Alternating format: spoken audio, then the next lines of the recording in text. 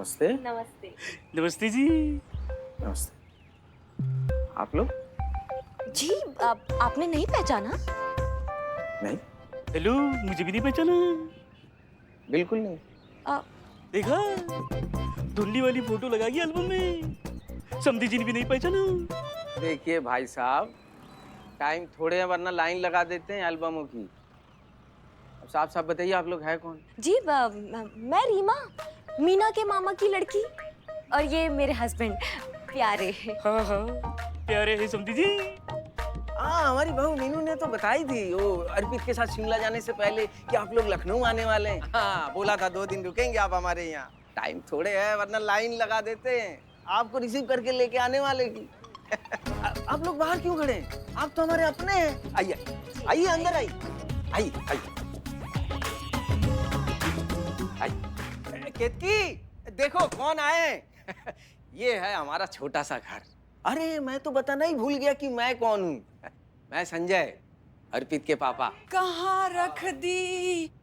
अभी तो हाथ में ही थी। कहाँ रख दी? मिल नहीं रही है। अरे भाग्यवान, जो नहीं मिल रही है उसे छोड़ो, जो मिल रही है उनसे तो मिलो। हमारी बहू मीनू के परिवार वाले हैं, उनके घर से आए। हाँ। मैं रीमा। हाँ रीमा। और ये मेरे हस्बैंड। प्यारे जी। हाँ, बड़े प्यारे हैं। और ये जो रीमा है, ये मीनू के मामा की बेटी है। घर ढूंढने में कोई परेशानी नहीं हुई ना? तकलीफ किस बात की? यहाँ से यहाँ तो आना था, अमीनाबाद से ऑटो ली, 2 मिनट में सर से इधर। एक मिनट। मीनू तो कह रही थी कि आप स्टेशन से सीधा यहाँ आएंगी। लखनऊ पहली बार आ रहे हैं क्या? हाँ, स्टेशन से ही तो आना था, लेकिन ये प्यारे भी ना इनके ना फ्रेंड रहते हैं अमीनाबाद में। अब प्यारे की बात हम टालते नहीं है, तो पहले फ्रेंड के घर गए अमीनाबाद में, फिर वाया अमीनाबाद होते हुए ऐसे हम आ रहे हैं। अच्छा। आप कुछ ढूंढ रही हैं? हाँ, कुछ तो ढूंढ रहे थे, पर याद नहीं आ रही है। उम्र हो गई है ना बेटा, इसलिए याददाश्त थोड़ी कमजोर हो गई है। अच्छा बेटा, आप लोग खड़े क्यों हैं? बैठ जाइए। हाँ हम बैठते। पति जी, पहले आप बैठिए। जी प्यारे।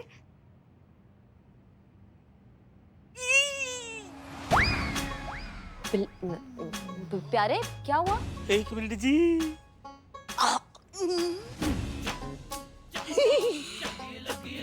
अरे याद आ गया, सुई ढूंढ रही थी। जी, बहुत जल्दी याद आ गए जी। हाँ बेटा, जब चुभती है तभी याद आती है। और कुछ भूली तो नहीं? बैठने से पहले बता दीजिए। नहीं बेटा, बस एक ही थी। बैठ जाओ। अब क्या कहें इनका तो रोज का है, यहीं बैठ के सिलती रहती है और यहीं ये सुई जो है ये भूल जाती है, छोड़ देती है वहीं पर।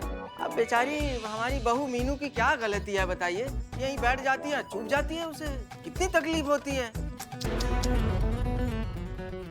क्या है ना बेटा, अगर ये सोफे सारे सफेद रंग के होते ना तो कोई परेशानी नहीं होती, लेकिन भाई टाइम थोड़ा है वरना लाइन लगा देते। सफेद सोफों की। अच्छा। लेकिन अब जो है मीनू की डैडी जी के हाथ में है, उनकी बेटी है। अगर वो अपनी बेटी को कुछ देना चाहे तो हम बीच में दखल नहीं देंगे, हम मना थोड़ी करेंगे। नहीं।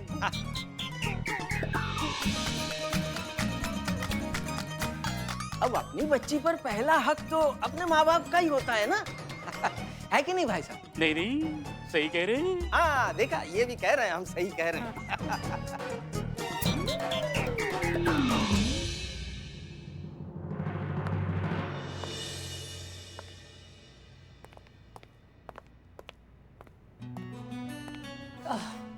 जय हिंद सर। जय हिंद। कैसी हैं आप? हम ठीक है सर। आप बुरे तो हम भी नहीं हैं, बस हालात कभी कभी हमें बुरा बना देते हैं। क्षमा चाहते हैं, आपको प्रतीक्षा करनी पड़ी। वो क्या है कि अंदर आईजी साहब की एक जरूरी मीटिंग चल रही है। No problem sir, I understand. आइए थोड़ा आगे चल के बात करते हैं, आइए। ठीक है। क्या हुआ सर? हसीना जी, आपके लिए एक बुरी खबर है। अच्छा, जिंदगी में अब तो इतनी बुरी खबरें सुन ली है सर कि कोई भी खबर उतनी बुरी नहीं लगती। बताइए, इस बार आप कौन सी बुरी खबर देना चाहते हैं? हमने आईजी साहब को ये जिक्र करते हुए सुना कि अगर आपका थाना बेस्ट थाना प्रतियोगिता नहीं जीत पाता है तो आपका थाना बंद करने की सोच रहे हैं, क्योंकि उनका यह मानना है कि प्रतियोगिता का परिणाम ही इस बात को सिद्ध कर देता है कि इस शहर को आपके थाने की आवश्यकता है या नहीं। ये पुलिस डिपार्टमेंट हमारे थाने के पीछे ही क्यों पड़ा रहता है हर वक्त? अब एनीवेज सर, आप क्या सोच रहे हैं? वही जो आप सोच रही हैं। आपका थाना हरगिज बंद नहीं होना चाहिए। हमसे बेहतर और कौन जानता होगा कि इस शहर को आपके थाने की कितनी आवश्यकता है।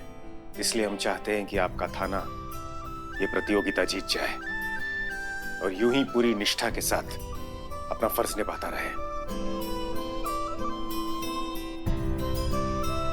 शायद इसलिए ये कॉन्फिडेंशियल बात हम आपके साथ शेयर कर रहे हैं। आप अपने ही सिद्धांतों के खिलाफ जा रहे हैं सर। हमें तो लगा था कि आपके लिए अपने फर्ज से ऊपर कुछ भी नहीं। अब भी नहीं है हसीना मलिक। हम आपके साथ ये कॉन्फिडेंशियल बात इसलिए शेयर कर रहे हैं क्योंकि हम नहीं चाहते कि आपका थाना बंद हो, क्योंकि हम अच्छी तरह से जानते हैं कि एक आम शहरी की कितनी सारी उम्मीदें आपके थाने के साथ जुड़ी है। इंसाफ के लिए लोगों की नजरें आपके थाने की तरफ होती है, क्योंकि उन्हें पूरा विश्वास है कि उन्हें कहीं इंसाफ मिले या ना मिले, आपके थाने में जरूर मिलेगा। कोई सुने या ना सुने, उनकी आवाज आपके थाने में जरूर सुनी जाएगी।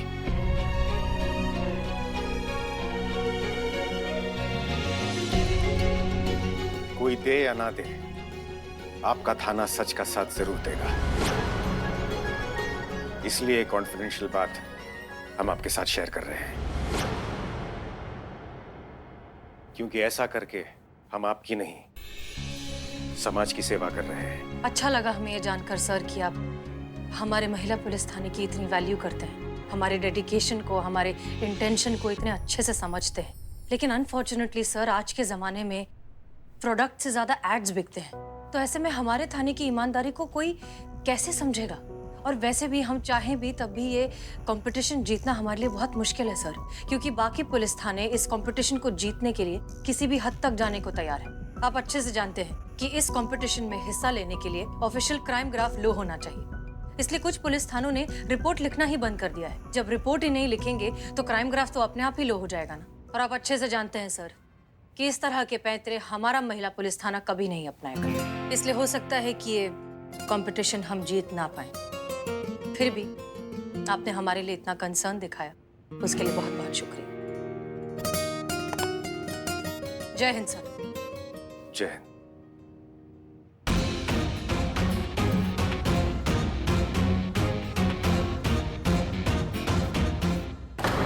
एक जबरदस्त आइडिया है।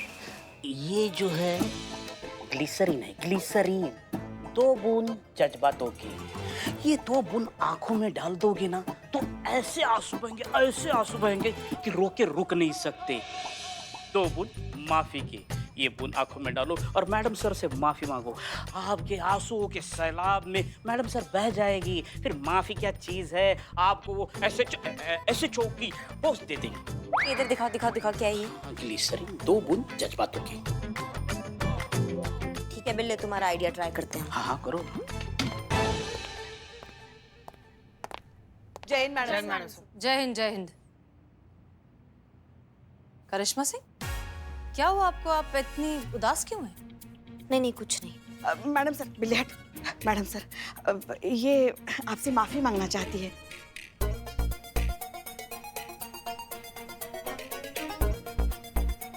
देखिए ना अंदर से कितनी दुखी है, इसलिए आ जाइए। अच्छा ठीक है, आइए केबिन में बैठ के बात करते हैं। All the best. 2 बूंद मैडम, 2 बूंद जज्बातों की। हाँ समझ गई। हाँ 2 बूंद। जी करिश्मा सिंह, अब कहिए। हमें माफ कर दीजिए मैडम सर, आप हम बहुत शर्मिंदा हैं। हम शर्मिंदगी से भर गए हैं, हमें माफ कर दीजिए। सच में? हाँ सच में मैडम सर, हम हम अपना शक्ल नहीं देख पाते हैं आईने में, हम इतना शर्मिंदगी से भर गए हैं, हमें प्लीज माफ कर दीजिए आप मैडम सर, प्लीज। क्या हुआ मैडम सर? नहीं, हमें बहुत खुशी हुई है जानकर कि आपको सच में अपने किए का पछतावा हो रहा है।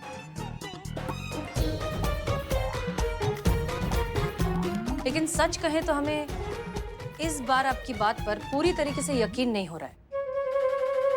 हाँ? यकीन नहीं है मैडम सर, हम आपको कैसे यकीन दिलाए कि हम सचमुच बहुत शर्मिंदा है।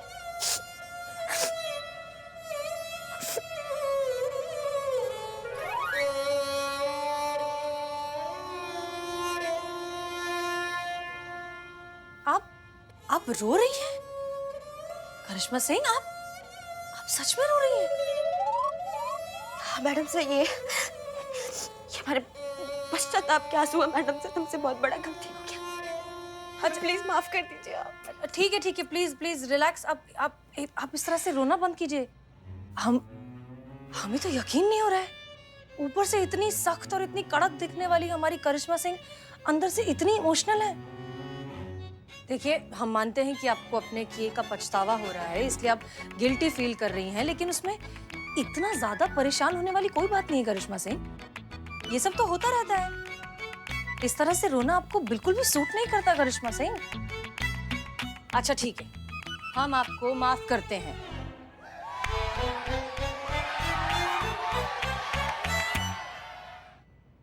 ठीक है, हमने आपको माफ कर दिया। रिलैक्स, अब रोना बंद करिए। Okay, good. अम्मा ये आंसू रुक क्यों नहीं रहे? कह रहे हो ग्लिसरीन दिया है कि जहर दिया है, इतना आंसू बह रहा है। ये उसको ग्लिसरीन नहीं बोलते, लेकिन मैंने कहा था दो बूंद, दो ढक्कन डाली। क्या हुआ? अरे हमने आपको माफ कर तो दिया। अब तो रोना बंद कीजिए, रोकिए खुद को।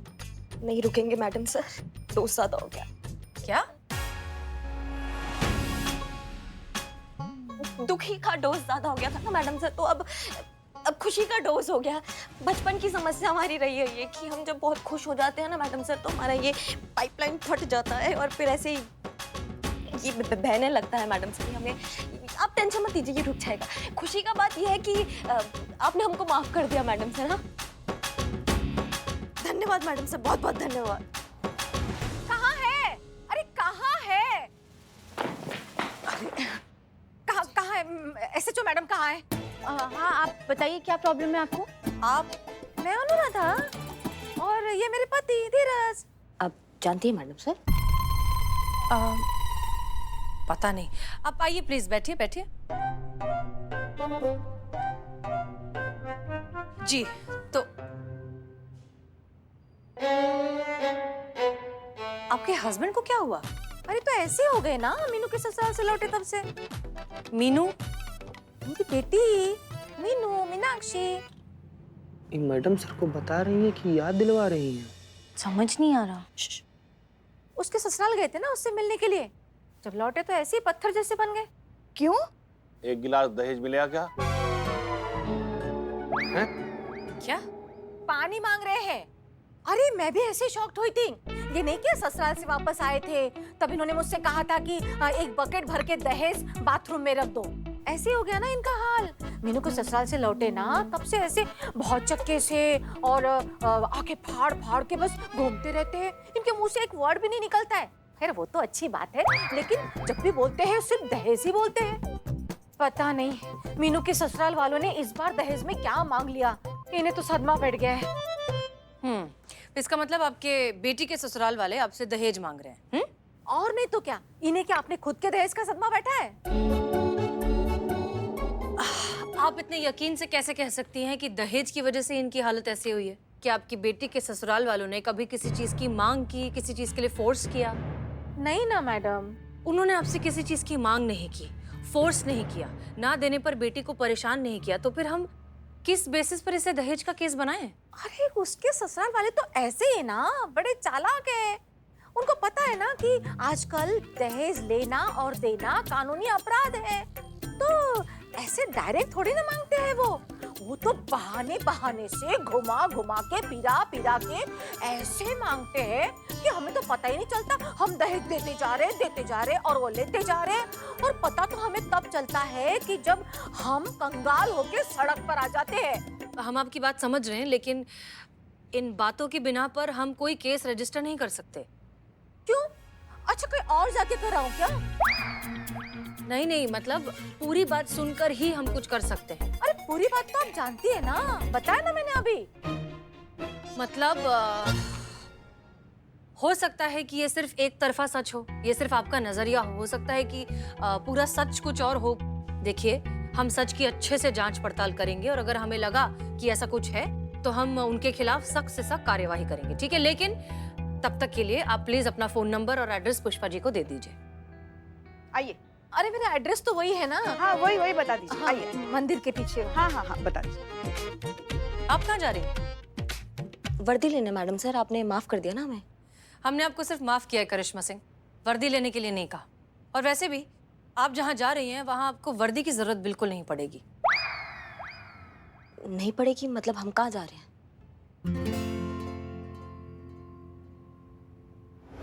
बदनाम भाई।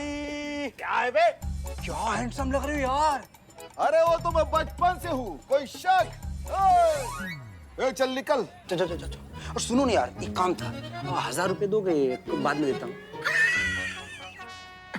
माँ कसम, मैं 1000 रुपए के साथ जमाने पहले सेल्फी लिया था रे, तब से मैं खुद देखा नहीं, मैं देखने के लिए तड़प रहा हूँ। मैं नहीं है मेरे पास 1000 रुपए। बदनाम भाई, 1000 रुपए दे दो यार, कल देता हूँ ना, ऐसे थोड़ी होता है। अबे धंधा मंदा चल रहा, 1000 रुपए कहाँ से दे दो? 100 का गल्ला नहीं हो रहा। तो कौन देगा हमें उधार? सब तो हमारा कैरेक्टर जानते हैं, पैसा देते नहीं किसी को। 1 मिनट, बिल्लू से लेता हूँ। क्या बात। अरे बहुत अच्छा जोक मारा तूने, वाह। अरे बिल्लू तुझे 1000 रुपए देगा? इम्पॉसिबल। हमें नहीं देगा, इकबाल को, लेकिन डिम्पल भाभी को तो देगा ना। कौन डिम्पल भाभी? ये फालतू आदमी अपनी बीवी को भूल गया। डिम्पल दिखने में बिल्कुल सिंपल है। भाभी जी का फोन। हेलो भाभी जी। बिल्लू जी, कैसे हैं आप? हम तो ठीक है, आप कैसी है भाभी जी? लेकिन हम तो बिल्कुल फिट एंड फाइन नहीं है बिल्लू जी। हम बहुत दुविधा में, इसलिए हमें आपका याद आया है। कहे ना बिल्लू जी, हमको जरा देख 2000 रुपया चाहिए था। नहीं, हमको 3000 रुपया चाहिए था, तो हमें तो अपना और कोई खास नजर आया नहीं, तो इसीलिए हम आपको फोन किए। 3000? Thank you so much Billu ji, हमको पता था, अब हमको मना नहीं कर पाएंगे। हाँ, आधा घंटा में दुकान पे मिलते हैं। Thank you so much Billu ji, आप कितना स्वीट है। बाय।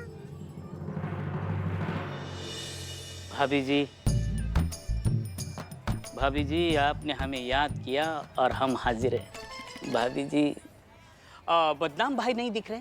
वैसे तो उस इंसान को दुनिया में ही नहीं दिखना चाहिए, पर फिलहाल कहाँ है वो? वो कौनो काम से बाहर गए हुए हैं, अभी आते होंगे। भाभी जी, जब से आपको देखा है ना, हम काम से गए हैं। पैसा लाए हैं?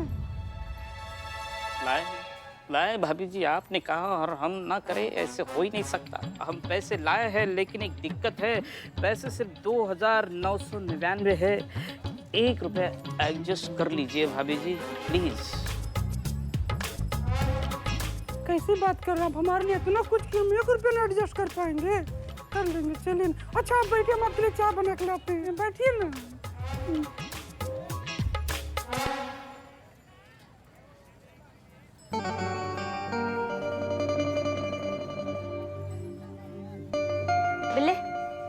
बिल्ले सुनो, हमको तुमसे काम है थोड़ा। बिल्ला, बिल्ले।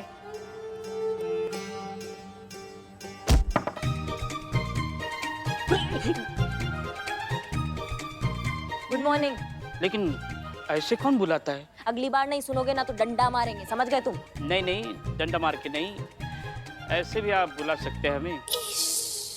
बोलिए, क्या काम है हमसे? हमको तुमसे ये काम है कि अभी जो केस आया ना दहेज वाला, हमको उनके घर पर जाना, उनका रिश्तेदार बनके जांच पड़ताल करना है अच्छे से, उनकी समस्या का जड़ तक पता लगाना है। समझ रहे हो बात को? समझ गए ना?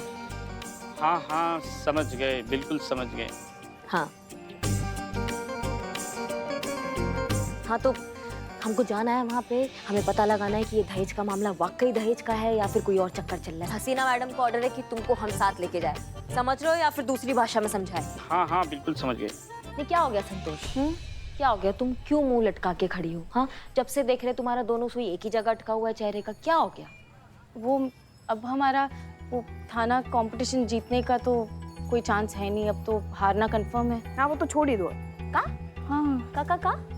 नहीं मतलब अब आपने ड्यूटी ज्वाइन कर ली है, इन्वेस्टिगेशन करने जा रही हैं आप, और अगर वाकई ये मामला दहेज का निकला तो केस फाइल होगी, एक केस फाइल होगी तो और भी केसेस आएंगे, और फिर तो हारना तय है ना। संतु, ऐसा तुम्हें किसने कहा कि हमने ड्यूटी ज्वाइन कर लिया तो यहाँ पे FIR आएगा? हमने ड्यूटी ज्वाइन ही इसलिए किया है ताकि FIR थाने में ना आए। देखो भैया, ऐसा है कि वर्दी से दूर रहकर, मैडम सर से दूर रहकर, मैडम सर के दिमाग में क्या चल रहा है, वो क्या सोच रही है, हम पता नहीं लगा सकते। इसीलिए हम थाना में रहेंगे, मैडम सर के आसपास रहेंगे, ताकि हमें समझ में आए कि उनके दिमाग में क्या चल रहा है और फिर हम अपने तरीका से अपना ड्यूटी कर सकें। समझ रहे हो बात को? ये प्लान है। इसलिए तुम संतु बिल्कुल निश्चिंत हो जाओ, स्माइल वापस आना चाहिए तुम्हारे चेहरे पे। जब तक हमारा थाना प्रतियोगिता नहीं जीत जाता ना, तब तक कोई FIR इस थाना में दर्ज नहीं होगी। हमने संकल्प लिया है, प्राण दे देंगे, लेकिन ये संकल्प को हम पूरा करेंगे। नहीं, फिर केस का क्या होगा? अगर वो लोग वाकई में दहेज के लालची निकले तो क्या उनको हम ऐसे ही जाने देंगे? पुष्पा जी, हमारा सबसे पहले दायित्व है ना हमारी ड्यूटी के लिए, हमारी वर्दी के लिए, बाकी सब बाद में। इसलिए जिस शिद्दत से आज तक हम अपनी ड्यूटी निभाते आए हैं, आगे भी उसी शिद्दत से निभाएंगे। बेगुनाह पर आँच नहीं आने देंगे और गुनहगार को ना हम छोड़ेंगे। इसलिए अगर ये मामला दहेज का निकला ना पुष्पा जी, तो हम मैया कसम खाकर कहते हैं हम किसी को नहीं छोड़ेंगे। इंसाफ होगा, इंसाफ हम करेंगे, लेकिन बिना रिपोर्ट का इंसाफ।